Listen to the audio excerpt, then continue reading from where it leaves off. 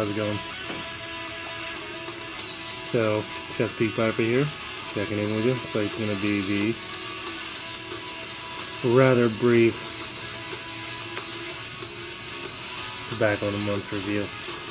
I'd hate to do this one so early. We're smoking so little of it, but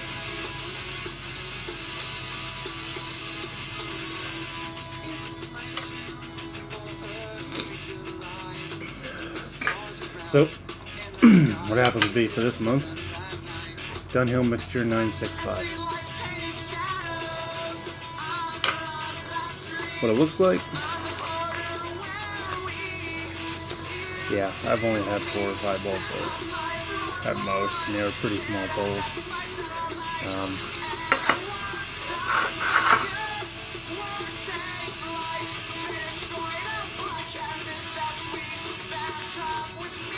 I did fluff a bunch of it up, so it probably looks like there's more left than there is, but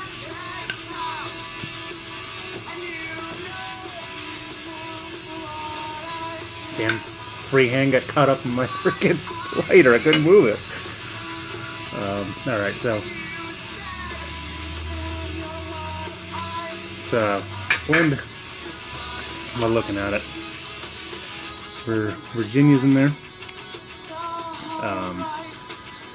Latakia, a little bit of Cavendish, and Turkish Orientals in this blend.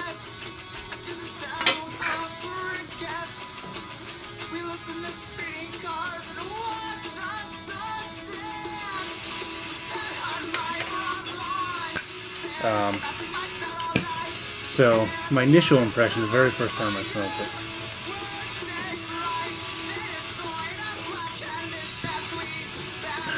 was a lighter, sweeter version of like Nightcap, because they use the same Latakia in it.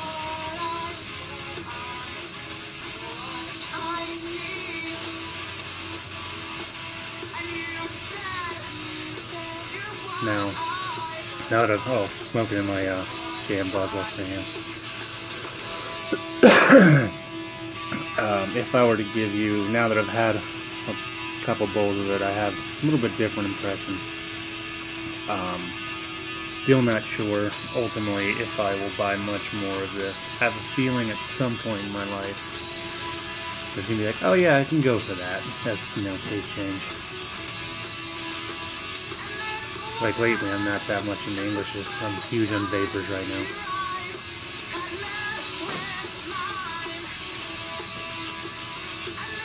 So I can see this being like a September blend for me if I do buy this again.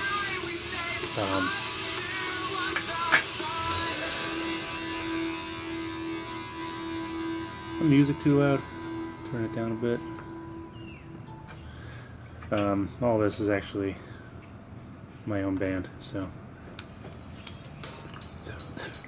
awesome. Sorry, that was just a piece of tobacco I sucked in with one tiny.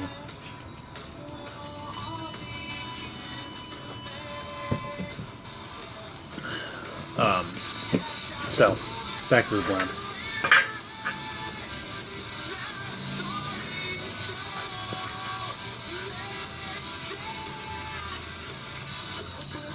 So my initial impression was a sweeter version of Nightcap, as I said, but now that I'm sitting here with it, I get a very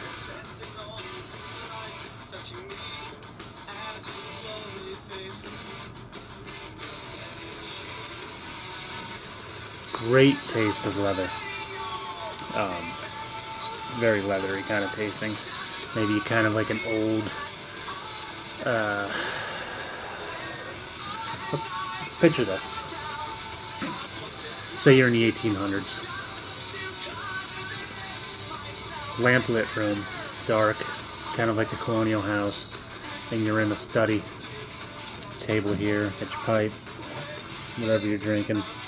And you're in this big library with leather-bound books. If you could take that scenery and put it to a taste, add that in here, very much so.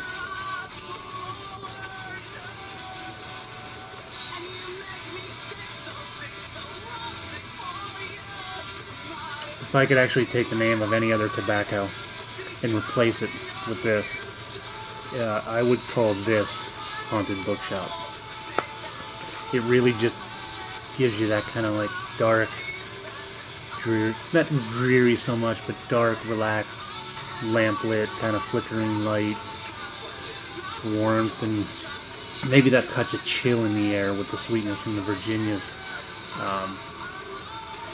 It's actually quite pleasurable, but at the same time, I don't know if I'll smoke it that often. I don't want to turn anyone off this blend because of my personal taste, because this is, I would at least say give this a shot. Where I'm actually tasting the Cavendish is on the back end.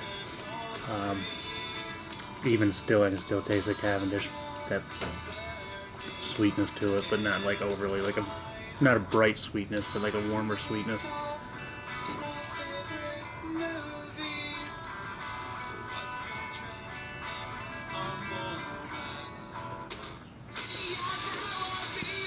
And I'm wondering if some of these, there was a bright sweetness, so maybe it's the way I packed it, but it's still maintaining that leathery taste, which I really enjoy. When I did dip, I dipped Copenhagen Long Cut, and it was very earthy, leathery, and I enjoyed that, which has been quite some time since I had that.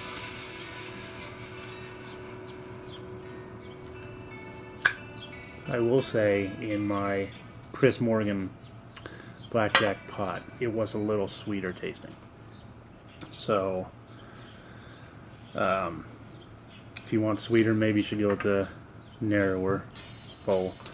If you kind of like that, you're looking for the earthy taste, maybe try it on a tower bowl like what I'm doing with this. But overall, it's nice.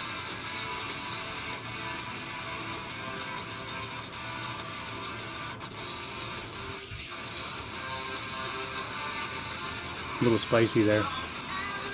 It does, there's the Turkish Orientals. It's interesting, the blend does change throughout the bowl, because it's kind of complex.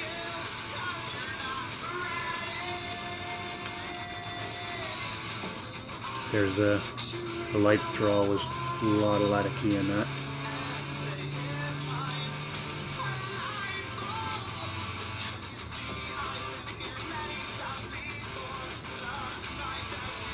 Yeah, I just did a section of Radikia. Some, still tasting some of the Turkish Orientals. Spicing it up. Not a lot of Virginia right here. So, it's an intriguing blend. If you're really worried about unifying it, maybe you should really pay attention to your pack. But I kind of enjoy the changing. It stops you from getting bored of the same flavor. So, ultimately, yeah, I would recommend it, though it's probably not for me. At least at this point. I would be hard-pressed to speak badly of any Dunhill tobacco. I've actually enjoyed every one of them. And mind you, I think this one is part of the Scandinavian tobacco group who makes it. Orlik, maybe. So Dunhill isn't actually mixing this themselves, but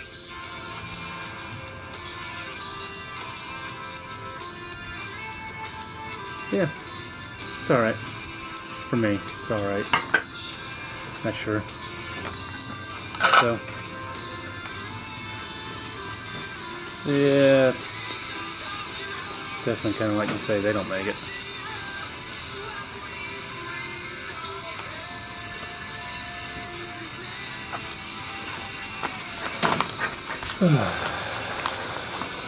Paper was wrapped like crap, by the way, when I opened this.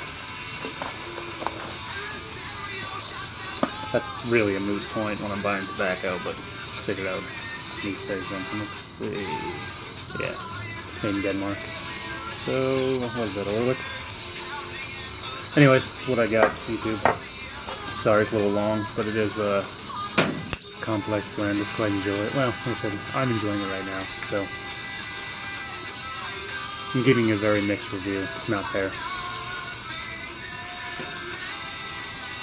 But in all honesty, right now. I'll take a golden slice. That's kind of been these last couple days in Maryland where it's been really nice. That's what I've been smoking. I'm down to like one bowl left on my latest 10. So that's what I got, YouTube. Went long, talked a lot, but that's it. Take care.